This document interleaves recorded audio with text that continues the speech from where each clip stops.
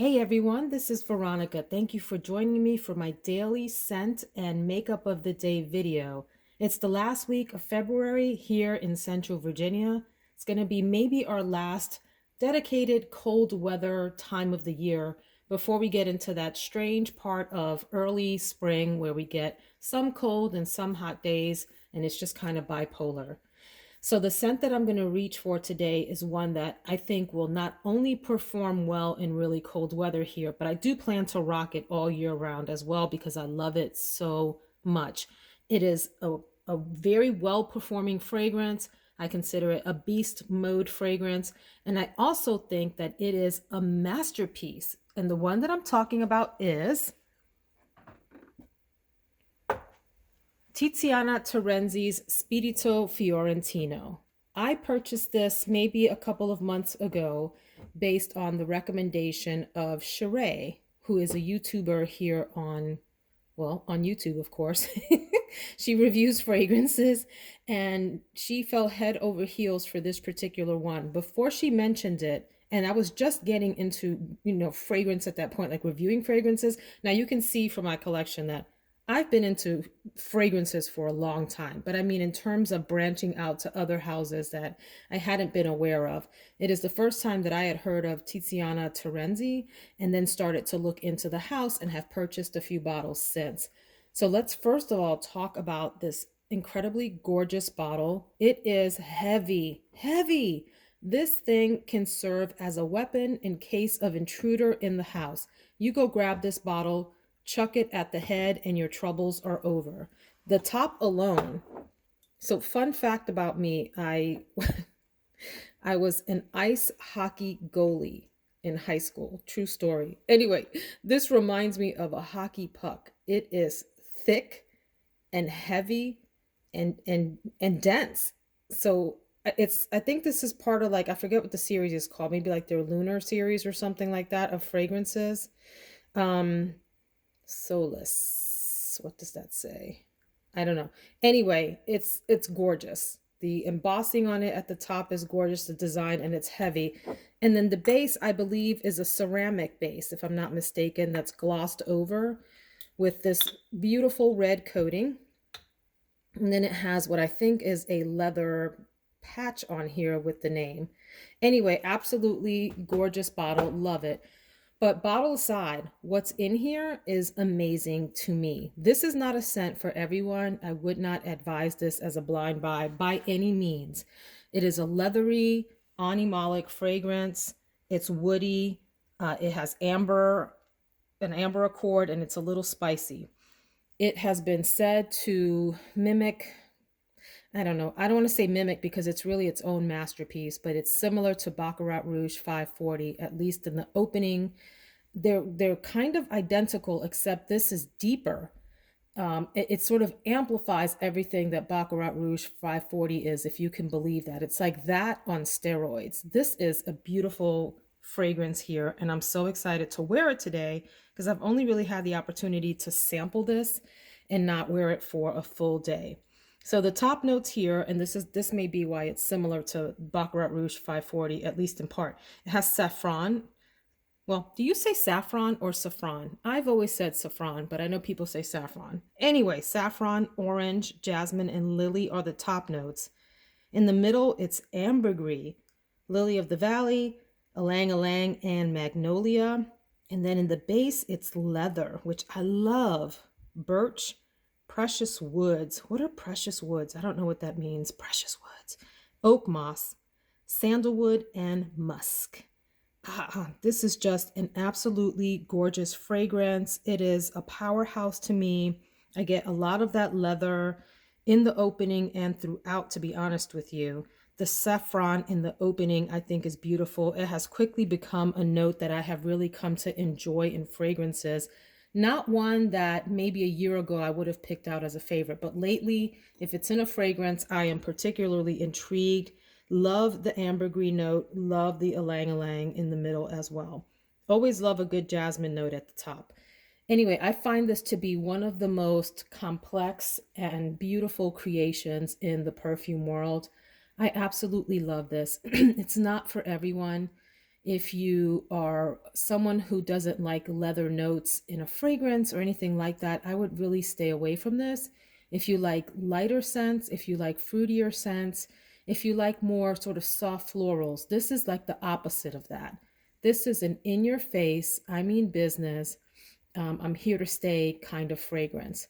That said, here was a surprising thing that happened this morning. But before I talk about this morning, I have to preface what I'm about to say with the fact that my scent of the day yesterday was opium. I had such an interesting experience with opium yesterday. You can see I already put a decent little dent in here spraying it. My family hated this. I was on the fence about it. I was in the meh to okay category about it. I like it because it has good nostalgic, appeal to me because I grew up in the 80s and my mom had this. Some of my aunts wore this as well, and so forth. So opium has good, I associate it with all of those memories from my childhood. So I put it on yesterday and I walked downstairs and I think everyone just about ran away from me. They hated it. They asked me to shower. Of course I didn't because I like to torture them. And so I would make sure that I was really near them and sort of wafting around them and aggravating them to death. But opium was not a hit in this house. The reason that I bring that up is because this is a hit in my house, which I'm surprised because I would have thought that this one would be more offensive because it is so peculiar and in your face. But I went downstairs to help with breakfast, and my son in particular immediately said, "Mom, you smell good." Now, he is a tough critic. He's young, he likes the sort of fruitier, girly floral scents. He doesn't typically like what he calls the weird niche stuff. But he immediately commented on how good this smelled and came and sniffed my hand, which is, I spray on the back of my hand, on my wrist, and whatever. Anyway, and my husband likes it as well, very much. So this is a winner for me. It stands on its own. I usually play around with layering fragrances. You don't need to layer this. It really is its own thing. It has good projection, great sillage. It feels very sophisticated. It feels very like I don't know, powerhouse comes to mind. That's the word that comes to mind. There's something so, I can't put my finger on it. I don't know. You just have to try it, guys. So if you did want to layer, I'm going to, listen, I'm going to turn you on to a layering combination that's going to probably blow your mind. I don't say that about a lot of things because I don't want to hype something up. I don't want to exaggerate about how something smells. And then someone goes out and purchases it and thinks Veronica's a liar. I can't trust her recommendations. But this combination that I'm about to introduce you to is like out of the universe to me. And it is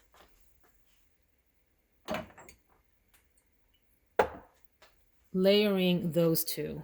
Wow, is all I have to say. Now, if you don't like one or the other, layering them is just going to make you hate them more, okay? So you have to like Spirito Fiorentino. And what I mean by that is if you know what Baccarat Rouge 540 smells like, imagine that amplified and you get a sense of what Spirito Fiorentino smells like. If that appeals to you, I would say get yourself a bottle of this, get it on sale. I would not pay full, well, I don't tell people how to spend their money. If you want to pay full price for this, go on and do that. But I think I purchased this for somewhere in the neighborhood of maybe like 140, 150 on a discount site. And if you like Lost Cherry by Tom Ford, I mean, you have to like this, right, for it to work. The combination of these, they play off of each other so well. They amplify each other. It's like one cheers the other on. They're like two friends in the Olympics crossing the finish line together so that they both get the gold. That's the best way I can describe it. Two athletes cheering each other on at the height of their performance in their life. Two amazing fragrances together in one. Absolutely beautiful, intoxicating, can't stop sniffing myself. Ah, just amazing. But you have to like leather and the idea of this really nutty cherry scent over the leather to like the two together. Beautiful. But you don't need to. You can just go with Spirito Fiorentino all on its own. Absolute masterpiece. Beautiful fragrance. Yes, I doused myself in it. Um, will probably run through this bottle quicker than I want to, but it is just that gorgeous of a fragrance.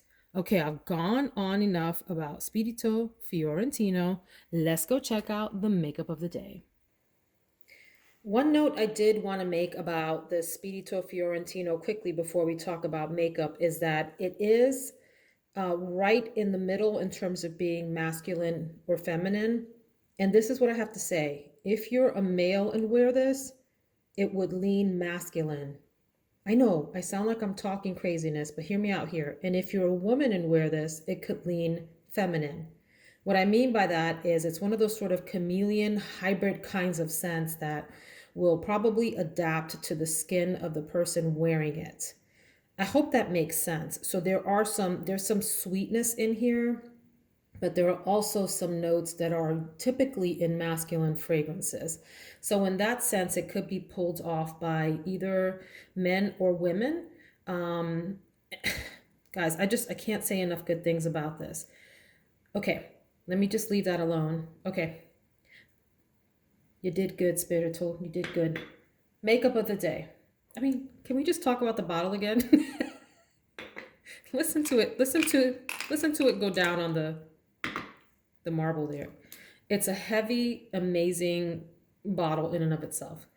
All right, stop it, Veronica. Move on. Makeup of the day. Let me talk about a few of these products. I'm gonna retry a product that I've been having trouble with.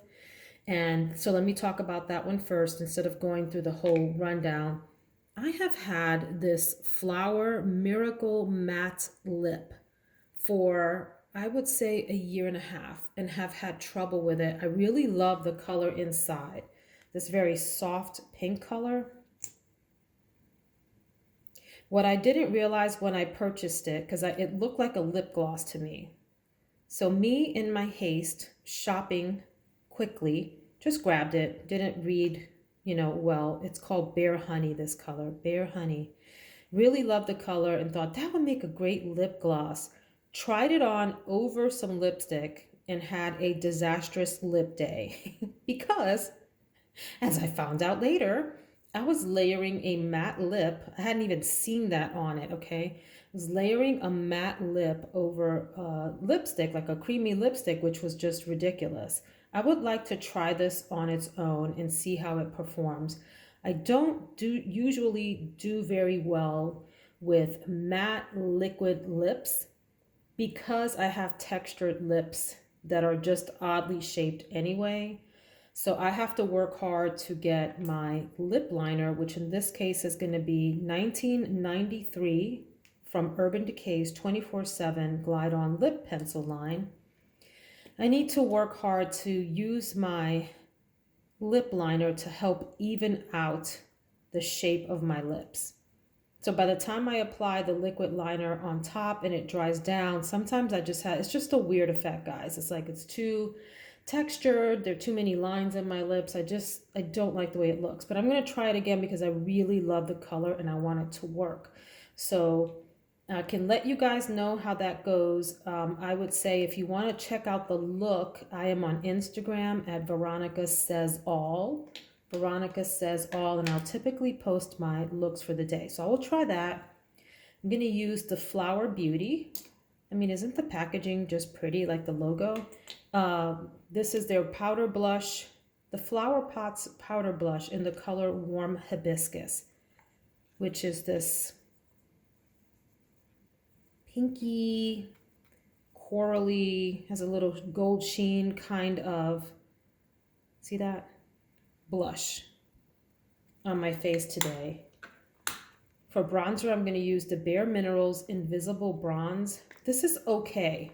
Not my very favorite bronzer, but it's fine. I love Bare Minerals in general. This is finely milled and goes on very soft, and that might be why I just have it in the okay category, because I maybe sometimes want something that goes on a little quicker, a little faster, a little quicker. You have to work with this one. What I do like about it is that it is finely milled and it's cool toned, so it does really nice with, you can use it as a bronzer and you can also use it to do a little bit of sculpting. I am going to use for foundation, it's all over the place today, guys, for the makeup review. The IT Cosmetics Your Skin But Better Foundation.